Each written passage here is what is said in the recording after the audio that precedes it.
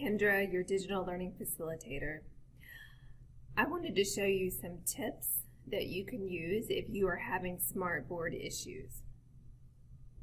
These are tips I wish someone had shown me when I was still in the classroom.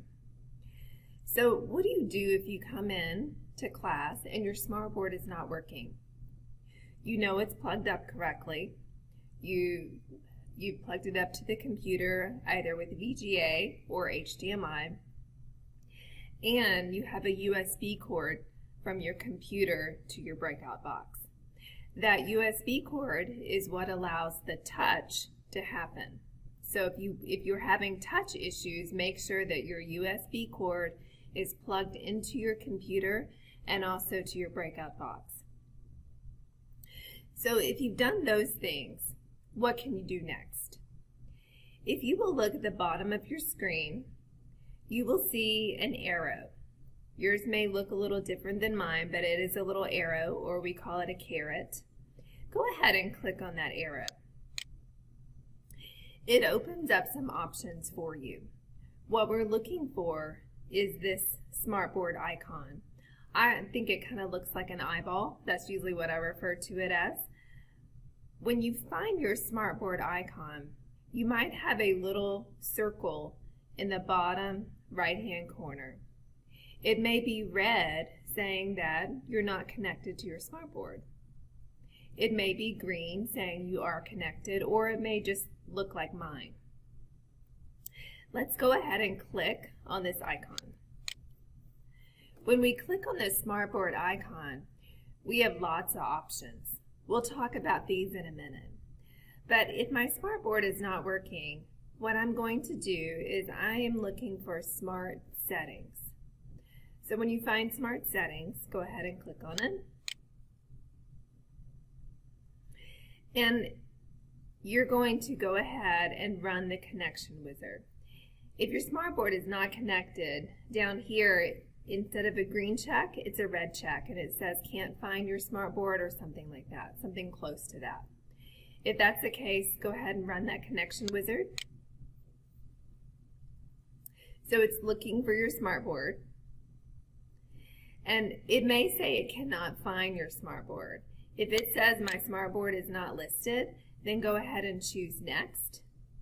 And what you're going to look for is the 600 series. So our Smartboards are the front projection Smartboard 600 series. You don't have to remember all of that. If you can just remember the 600 series, you're good to go. So go ahead and click on the 600 series, and now you're going to choose next and finish. Now that you've done that, it probably has found the Smartboard. So this should be green at this point. If it hasn't, you might need to restart your computer. So more than likely your Smartboard issue is fixed. Now let's talk about Smart Ink. You have Smart Ink settings here on the left-hand side of your navigation bar. I'm going to go ahead and click on that. There are some things that I typically set up. You want to make sure that this box is checked where it says Start Smart Ink when you log on. So with our system, we have two different inking programs. We have Smart Ink and we have Microsoft Ink. Microsoft Ink, if you open a Microsoft Word document, it has its own inking system. Sometimes these two inking systems get confused and they don't know which one you want turned on. So I always say, let's keep on the Smart Ink. Let's make sure that that is always turned on.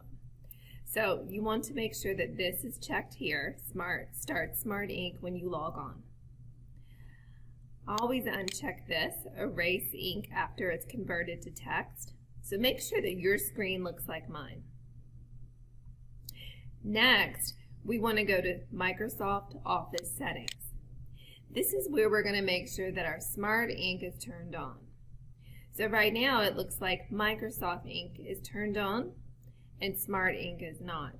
So what we want to do is we want to make sure that we check this box, use Smart Ink so that my ink doesn't permanently affect my content, and we want to make sure that this is not checked.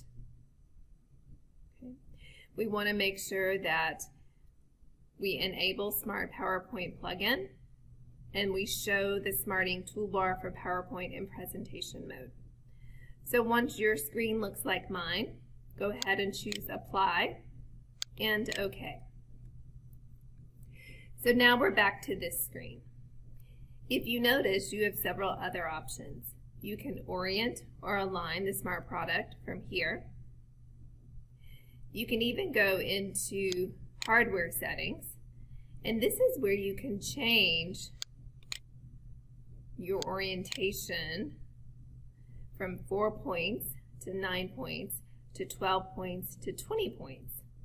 So each Smartboard has cameras in the edges, in the corners.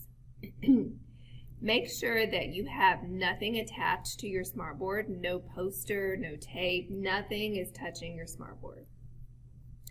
You also want to make sure that there is no metal around your Smartboard.